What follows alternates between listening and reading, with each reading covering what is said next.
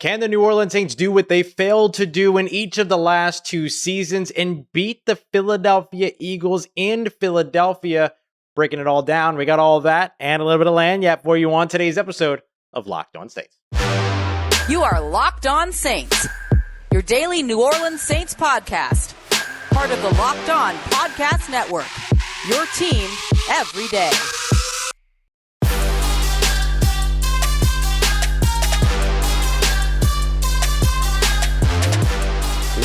What's going on, everybody, and welcome into another crossover Thursday edition of Locked On Eagles and Locked On Saints, your daily podcast covering the Philadelphia Eagles and the New Orleans Saints, proud parts of the Locked On Podcast Network, your team every day. Thanks so much for being here with us. Don't forget, we're free and available on all podcast apps and on YouTube as well. We've got Gino Camilleri here, one of the hosts of Locked On Eagles, myself, Raj Jackson, host of Locked On Saints. Big shout out to Louis DiBiase, another host over at Locked On Eagles as well.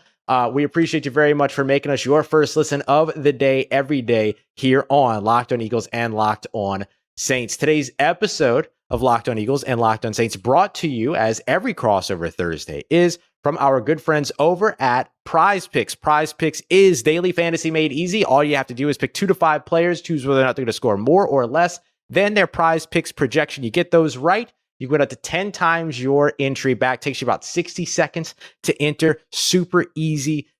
In fact, Gino actually just put in his bets like while I was talking. Like Gino's already done. We're already done.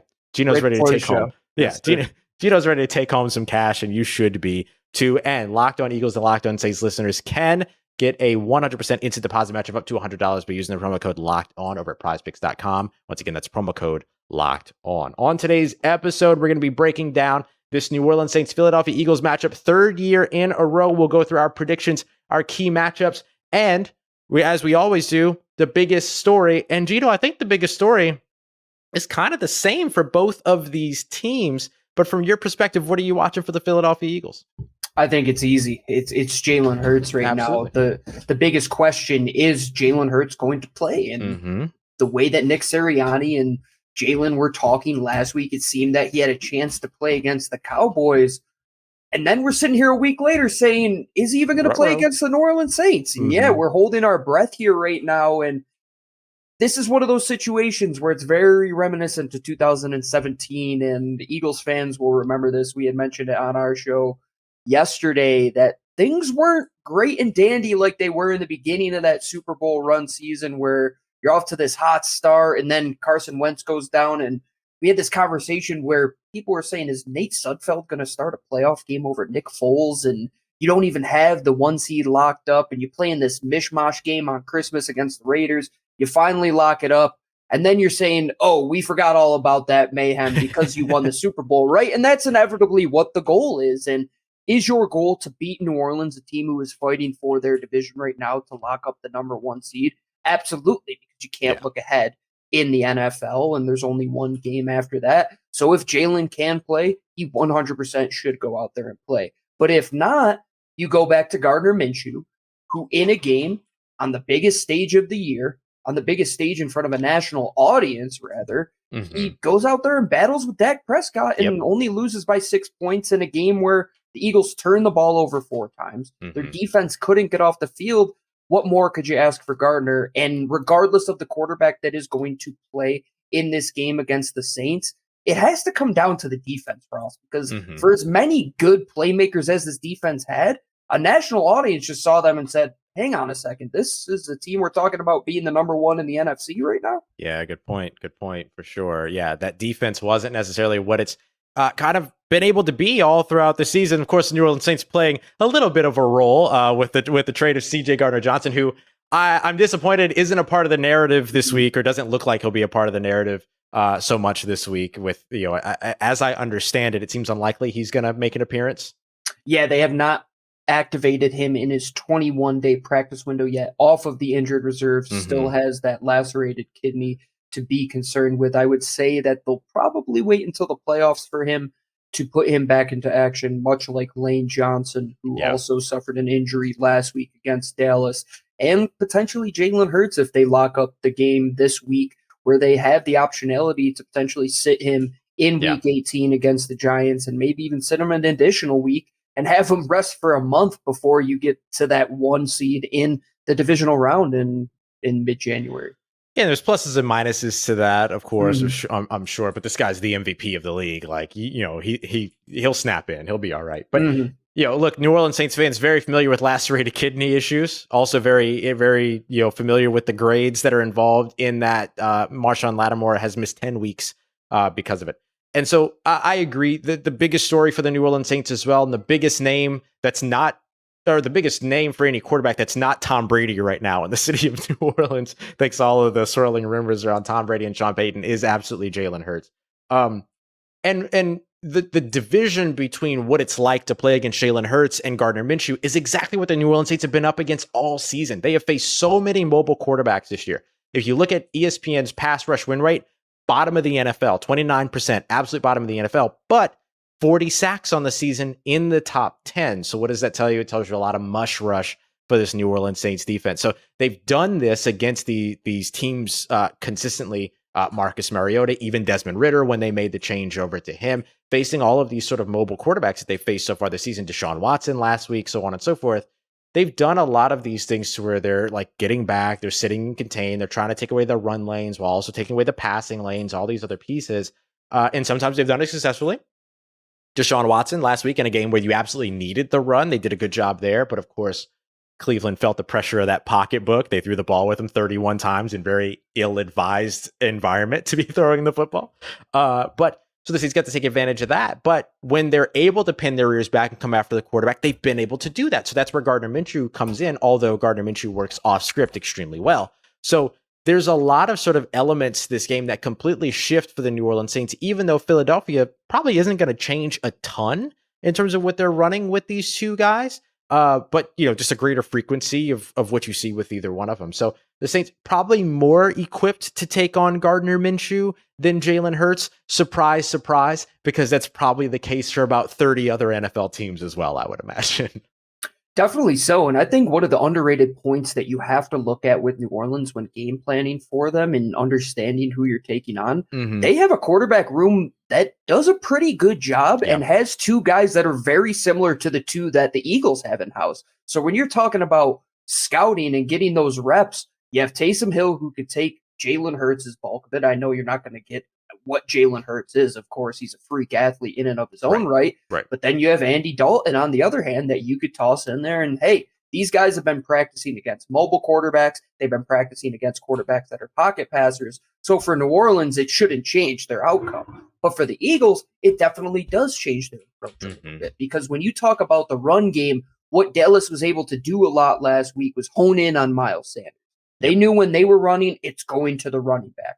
When Jalen Hurts is in there, you now have to play 11 on 11 once again. You have to play the guessing game. You're going to put Cameron Jordan out on an edge and try and read him 2-on-1 where you're reading him with the back. You don't have that luxury now. It's going to be, you can read him and see that he's coming, but I have to hand the ball off anyway because I'm not athletic enough to pull it and get around an edge rusher like Jalen Hurts is. So if they can pin their ears back, this is a defensive line that they're in for a matchup without Lane Johnson, who could be the best tackle in football, as Nick Sirianni said in his press conference yesterday, going into a game where New Orleans still has a lot to play for when it comes to that division in I would say, rivalry, which is underrated the past couple years. It's been heated, and there are guys that were in that Eagles locker room that were part of that 40-point blowout a couple years ago. That thing still sits in the Eagles locker room, and this one is going to be fun, Ross. I get pumped up for this one. My best friend is a Saints fan. We always have that bitter back and forth, and this one, just a change of degree. This was the Saints last year, a team that has all these wins, and they're pushing for the playoffs, and the Eagles are battling in this NFC least, and they get through the past couple years with the 8-9 wins. Well, it's looking like New Orleans is going to be that way while the Eagles are fighting for a 1 seed. Both teams have a lot to fight for. I'm not putting it past the Eagles to go out there and once again lay an egg in this game, or they could go back and do what they've done the past 2 seasons against New Orleans in the regular season, which I'm hoping for and hoping is the case, where they go out there and they take care of business once again to get them in a good spot for the last week of the season where you don't want to be fighting for the number 1 seed there in week 18. Yeah. Hard to beat a team twice, even harder to beat them 3 times in a row. Mm-hmm. We'll see how this one all goes. But that matchup that you talked about with Lane Johnson, the offensive line, New Orleans Saints defensive line, I know we're going to dig further into that, as well as, of course, some marquee matchups in the passing game that are going to be a lot of fun to watch. Speaking of Nick Sirianni, had some nice stuff to say about a couple of New Orleans Saints that we'll break down here in just a moment as we continue on with this crossover Thursday edition of Locked on Eagles and Locked on Saints. Before we continue our conversation, this crossover Thursday edition here on Locked on NFL with the Locked on Eagles and Locked on Saints podcast is brought to you by our friends over at Audible. Audible is releasing a new slate of NFL and football podcasts that we're sure you're going to love. You're listening to us here at Locked on NFL. We know you love football. So go and check out an episode called From the League, available as a bonus episode on Locked on NFL. It is narrated by Super Bowl champion and legendary smack talker Richard Sherman and sports broadcaster and rising star Taylor Rooks. The League is an 8-part docuseries with the most bizarre, inspirational, and unlikely stories connected to America's favorite sport, pro football. Our bonus episode, called The Way of the Cowboy, is an incredible story of how the 1977 Dallas Cowboys brought in Bruce Lee's protege to teach the defense martial arts, ushering in a new approach to the way that the league trained. Trust me, as an Eagles fan, I still enjoyed this one about the Cowboys. Go and check it out. Head over to Locked on NFL for a bonus episode of The League or catch full series wherever you get your podcast. It is available now. Go check them out. Audible. Get in the game. All right, everybody, continuing on with this crossover Thursday edition here on the Locked On Podcast Network. Locked On Eagles, Gino Camilleri is here. Ross Jackson, Locked On Saints, we out here. And Gino, no matter what happens in this game, there's one thing that we can always agree on. It's that Dallas Cowboys fans are insufferable. Oh, they're the absolute worst. Let me just go on a quick spree because we can all enjoy this. I have been an Eagles fan for now 21 years of my life. I have heard that the Dallas Cowboys are the greatest thing since sliced bread, yet they haven't won anything since the VHS tape was prominent. And people are still trying to find ways to say that the Eagles aren't the heart of the NFC East. I'll even give it to the Giants over the past 20 years. The Cowboys are so irrelevant to this division. They've always been that little brother in my day and age being an Eagles fan, and I'm glad we can all agree on this. The Saints, they're fans, they're fun, they'll bring you in, you'll enjoy New Orleans, they'll surround you with a good time. You go down to Dallas, it's just a bunch of corporate people that like to shell out their money and go and enjoy Jerry's World. It's not people that are fans, they just see a star, it's the only team they know to root for. I absolutely love it. Eat it, Locked On Cowboys. Yes. Eat it. All right. So as we continue on with this crossover Thursday edition, listen, Saints fans are tired of them too because of all the Sean Payton conversation. Oh, I can imagine. Year after year after year. So I'm sure everybody loved hearing that. So as we continue on here, we appreciate you so much, of course, making Locked On Eagles, Locked On Saints your first listen of the day. Don't forget to go and check out Locked On Sports today as well to get everything beyond the scoreboard, behind the scenes here at the Locked On Podcast Network. Across all sports, you can find that wherever you get your podcast and on YouTube as well. Gino, we were just talking about the offensive line and the defensive line and that matchup. I know that's a big one that you're watching. What specifically are you watching in that key matchup that could be a deciding factor in this game? So when I'm looking at this game, it comes down to the trenches. And I've looked at that way the last couple years when it comes down to the New Orleans Saints and Philadelphia Eagles. Two organizations that build very similarly. They will build from the inside out. New Orleans has always took that offensive line and made sure that they honed in on that area. They've done the same with the defensive line. If you looked at the draft picks that they've shelled out in terms of edge rushers over the past couple of years, when it comes to Marcus Davenport, Peyton Turner, I know that might be a sore subject, but the thing is they invest. And then on the offensive line, you have guys like Ryan Ramczyk. You're always investing and trying to bring in more guys. Cesar Ruiz is a personal favorite of mine down there as well. But that's how the Eagles are built.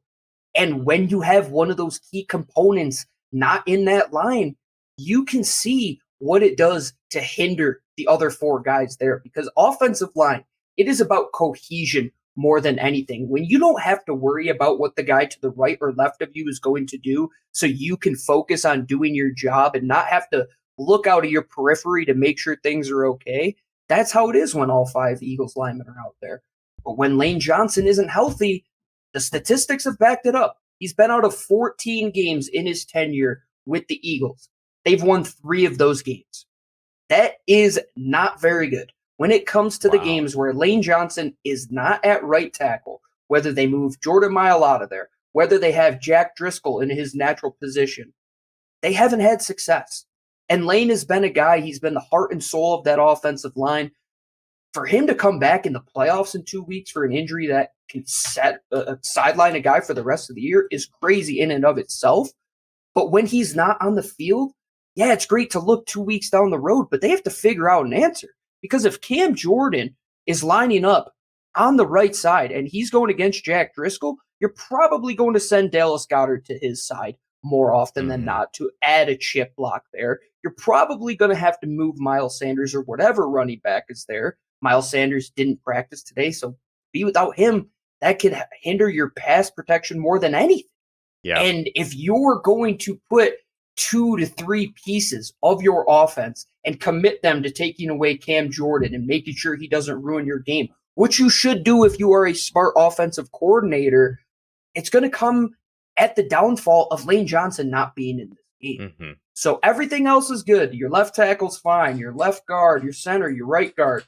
But your right tackle, who might be the best player at his respective position in the entire sport, not being there, man, that's not an easy one to get past. That is for sure. Yeah, that's a huge one. And it changes, right, what you're able to do when you're play calling, when you're dedicating those guys over to those pass blocking sides. Saints fans have watched that because of the injuries that the Saints have dealt with on the offensive line, absolutely as well. For me, the big matchup that I'm watching, and I cannot wait for this, Gino. I cannot wait for this. You know, like you're phenomenal when it comes to the X's and O's, scouting, everything that you do. Oh, of course. And we get to watch tape this week. Tape. Paulson, Adebo, and Alontae Taylor going up against Devonta Smith and A.J. Brown, or possibly what I believe would be Marshawn Lattimore and Alontae Taylor going up against those two guys. We'll see. I don't know that Marshawn Lattimore plays, dealing with that lacerated kidney. I wouldn't be surprised if he doesn't see the field again this season. Like, you want this guy to be healthy for the rest of his life, as opposed to for 2 games at the end of the season that might not mean anything. But even still, like, Paulson Adebo has played well. A lot of folks are going to have a lot to say about the penalties that he gets, but you know how it goes.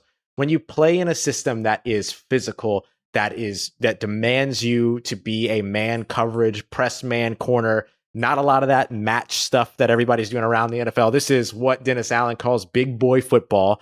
He wants you to get hands on the receiver on the other side. You take the penalties in the same vein that you take the PBUs, and you deal with it. And so, not a big deal for me. But for me, absolutely watching this one and seeing where Alontae Taylor and Paulson Adebo, their ability to match up with Devonta Smith as well as A.J. Brown, that's going to be so much fun to watch, because they are not going to be afraid to try to get their hands on those guys and bring that physical man coverage style and presence to this game. And that could sometimes be to their detriment. In other cases, it could be to their benefit, but no matter what, it's to our benefit. That's going to be a ton of fun to watch. One quick note on Alontae Taylor, top 4 in the NFL in terms of how often he's targeted, only 5.1 snaps per target so far in the 300 plus snaps that he's played, but top 4 in the NFL when it comes to reception percentage allowed, top 5 in the NFL when it comes to passer rating surrendered. So he's getting targeted quite a bit, but he is not letting up, despite the fact that he didn't end up starting until like partway through the season. He's been awesome to watch,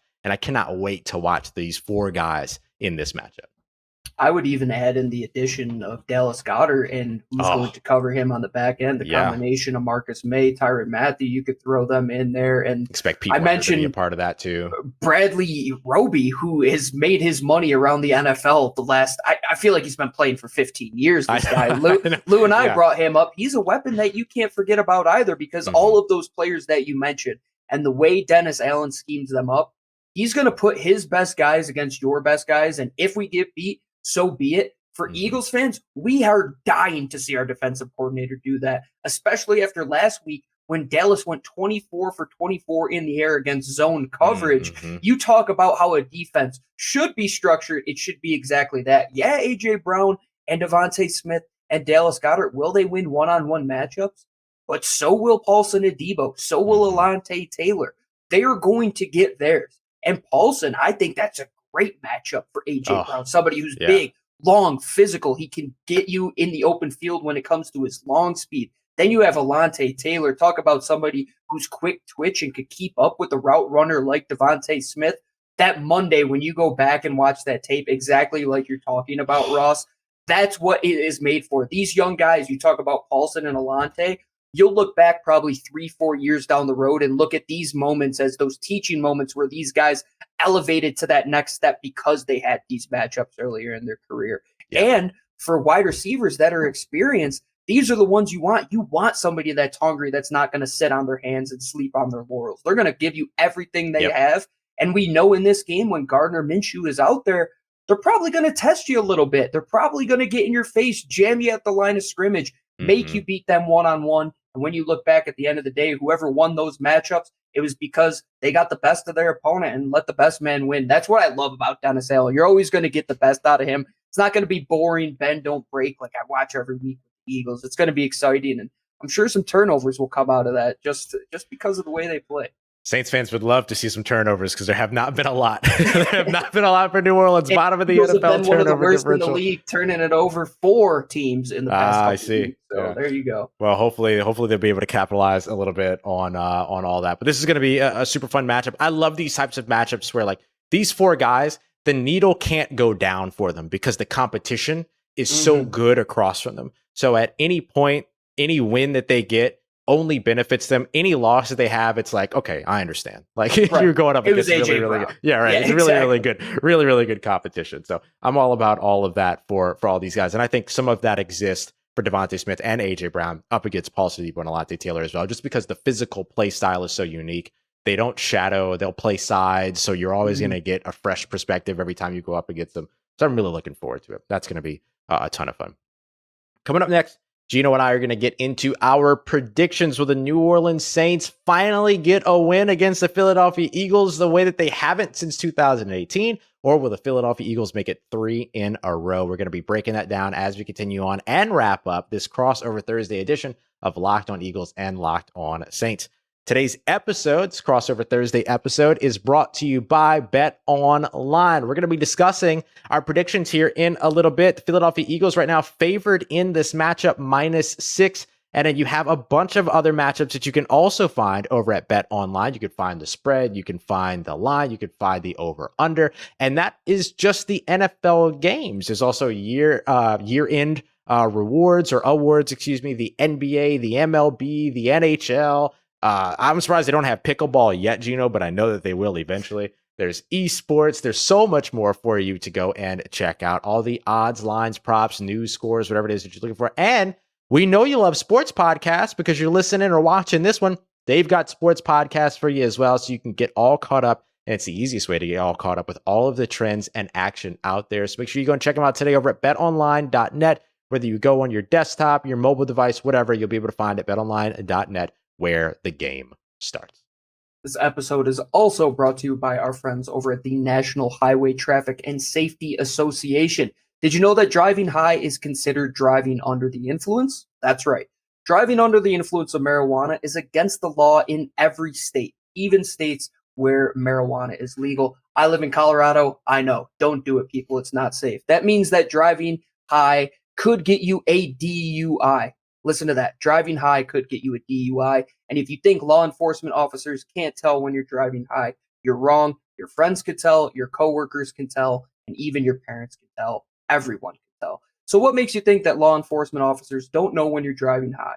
Driving under the influence of marijuana can slow your response time and change how you perceive time and speed. So even if you think you're fine to drive when you're high, you're not. Because the bottom line is, if you feel different, you drive different. And driving high is driving under the influence. So remember, drive high, get a DUI. Paid for by our friends over at the National Highway Traffic and Safety Association. All right, everybody, wrapping up this crossover Thursday edition, Locked On Eagles, Locked On Saints. The Saints and Eagles will face off Sunday afternoon, New Year's Day, kicking off the new year, the 2023 year. I was going to say right, but I guess it depends on who wins and who loses. Because it'll be right for some, it'll be wrong for others. We'll see how it goes. But this one with that 1 p.m. Eastern time, noon Central matchup for those of us here in New Orleans. The Eagles are favored -6 in this one. 6-point favorites at home. And the over-under set at 43.5 points. Gino, let's start off with you. How do you see this game unfolding in Philadelphia?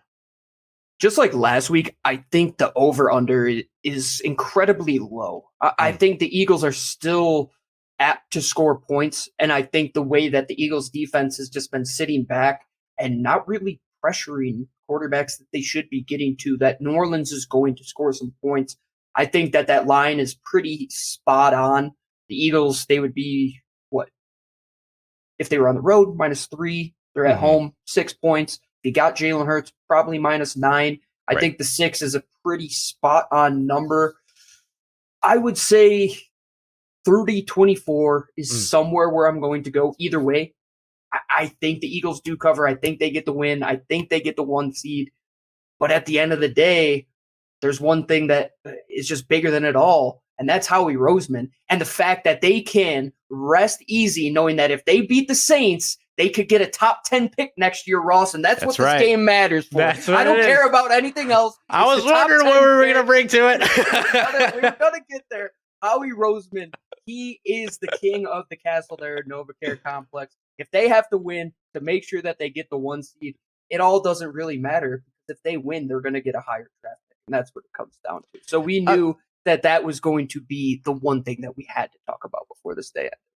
Imagine being a team that can lock up the number 1 seed and a top 10 overall selection with a win.